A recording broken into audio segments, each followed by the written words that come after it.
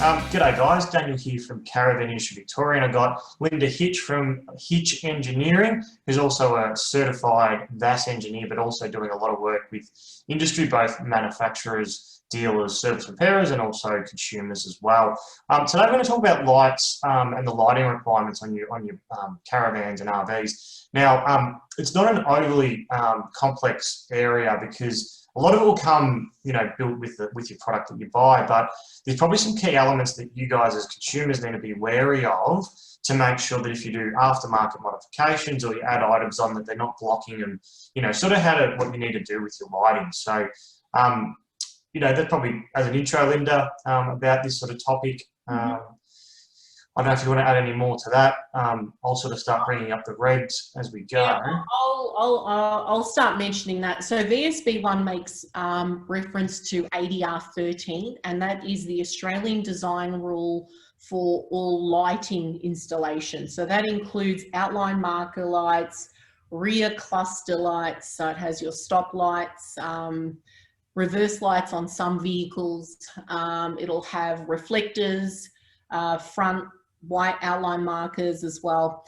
And so all the manufacturers that we have essentially conform to this standard. The standard also indicates that the lights used need to be ADR compliant as well. So that's pretty much a given. The standard dictates how many lighting requirements there are for the vehicle, depending on the length, width, height, as well as where to have those placed. And like Daniel said, when you buy your caravan or your motorhome, the vehicle manufacturer will have them correctly placed. And also picking up from what you said with any modifications, and this is something that some people forget when they do look at any type of, even like a standard ATM upgrade. If it requires that your chassis be raised by way of a subframe to increase the load capacity of your chassis, that will lift your caravan higher, which means that your minimum requirement, I think on some installations, is 1,500. For reflectors, I think it's 900 from memory. So if the manufacturer already has let's say the reflectors at a height of 900 from the ground, and you have an ATM upgrade done and it lifts it a further 50 mil, you are now no longer compliant. Correct. So there's a lot of these peripheral items, again, the same with your registration, your registration plate, that's affected.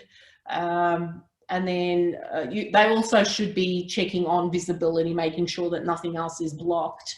But that's something that some people do tend to overlook. They just think an upgrade is sufficient and the lights would still be compliant.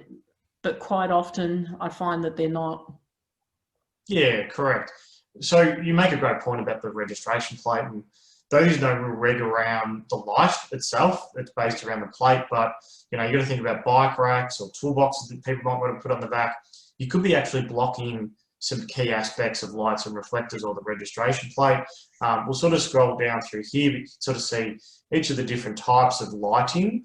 They classify reflectors as lighting, and then the component ADR. So, ADR 13 talks about the requirements, but then it references other ADRs, which then talk about, how much light there should be and the positioning, and they all need to be certified, et cetera, et cetera. So that's correct. So ADR, what that means, people sit there and say, but why do you have to get an ADR compliant light? Well, there's a certain illumination that's required that our Australian design rules mandate. And we find that other light manufacturers that aren't built to code may be slightly dimmer and therefore doesn't illuminate. So it's not providing other users the alert that you're there. Yeah, correct. It's purely from a safety point of view. So other people know you're there. If you're turning, for example, and if you're not well lit up, it's quite easy for someone to slam into the back of the caravan and there's your beloved caravan gone. So it's a really critical, even though in our minds it might seem simplistic, But it's a really key safety requirement. You know, so different to, you know, going out at night and, you know, not having your headlights on. You can't be seen. Yeah, and you'll find that even a lot of the old caravans that people restore, the outer, the lens of the, let's say for the side lights, the side marker lights, Yeah. I normally get people to replace those because they've already yellowed, and they haven't been UV stable, because back then the ADRs were different. You know, 20, 30 years ago, there was no ADR on the light lens. So Correct. why I strongly urge, you know, for people to make sure that their lights are clean and visible. Yeah. Yeah, you know, as we sort of said, it's a simplistic topic, but an important one. You know, those lights relate to your trailer plug, which is what I just sort of showed up then, and the different, you know, the different numbers and the circuit they're on. But the key bit around your lights, no different to your cars, you've got to make sure they're in working order. Probably the best way, Lynn, to describe it is, you know, think about your caravan lights aren't connected or they're not working. So, you know, they can't see your car behind the big product that you've got. So if someone's driving up, they could hit you and, you know, out of nowhere, and, you know, that's where problems come about. You know, obviously insurance then plays a part in that as well. So, you know, so you've got to be really, you know, particularly careful. I'll tell a little bit of a joke. Probably people think I'm a bit of a weird person, but I think it was on the weekend. My wife was watching Bridesmaids or whatever that movie is. She get pulled over by the guy for not having her lights, you know, lights done and all that sort of stuff. That's no different with caravans. It's the same. No, it's the same. And having your caravan requires the same level of inspection as you do with your vehicle. So just as you're meant to circle around your vehicle and make sure everything works, it's the same with caravans. Connect it, do a quick test, brakes, hit them, does everything light up? So do indicators work? You know, when I, you know, if I go to Bunnings and pick up timber or, you know, boards or whatever, and you put a trailer on, you know, right hand indicator, yeah, that's working. You should be doing exactly the same thing with your caravans before every trip, you know, to make sure you're safe. That's the key bit. Sorry, I think it's worth mentioning when you said bike rack on that rear registration light. I've come across quite a few where they've put the bike rack on the back above the toolbox. So when the manufacturer had created or installed the toolbox there and the spare tire, there's been visually clearance. And I think, is it from memory, is it 45 degrees? Most people think if you stand behind the caravan, I can see the registration plate, the light, therefore it's fine.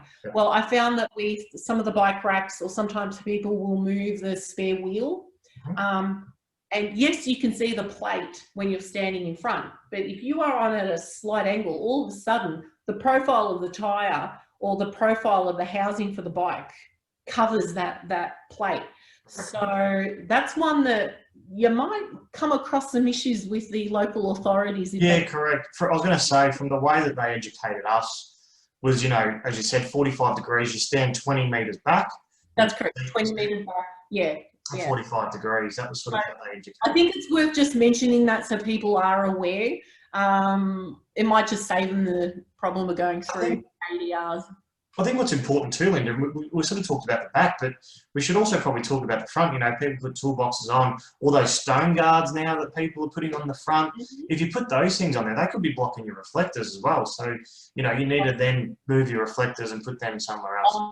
Stone guard, absolutely, absolutely. And again, it's all about making other people aware that you're on the road. Correct. White reflectors to the front, rear reflectors to the back, amber reflectors to the side. That is the coding that we use that we all know. Yeah, correct. And, you know, VSB one's got it there, but, you know, like we sort of touched on most of the others is, you know, these things are confusing. And just to throw a spanner to the works, Linda, we probably should talk about this, that the way VSB1 has the lighting requirements at the moment for the side clearance, it's opposite than what the actual ADRs are. Now, they are aware of that. They accept both, but it's something they're fixing up at the moment.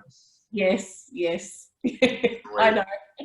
The joys of regulations, and as you sort of saw me scrolling before, the long list of, or the long list in the ADR 13 and how long it is. So it's a very intricate document to then copy across to others. So there's a little bit of an admin error there, but that's all right. We've sort of been dealing with that for a few years now. I think we'll continue on until they update it. No, thankfully it's in the hands of the manufacturer, so they can worry about ADR compliance, and you can just buy your caravan and drive and tow it safely. Yeah, correct. I think the key thing is, as we sort of touched on it, any modifications you're doing, you should always check with appropriate people and make sure you're doing it right. You know, little things like I've got my bike rack, but then I put my bike on and then it blocks the registration plate. I might be okay, but then you'll get pulled over on the road and, some issues could come about. So yeah, that's exactly right. It's just all about safety. Always comes down to that. That's it. And, same thing, you could be blocking your lighting as well. So some key things there to check out. So that's probably about it, Linda, I reckon. Yeah, I agree. Yeah, I think we've covered it. Yeah. All right, guys. So obviously, thanks for tuning in. We've got a number of other topics. So if you want to watch anything else, just tune in and have a look. Thank you. Bye.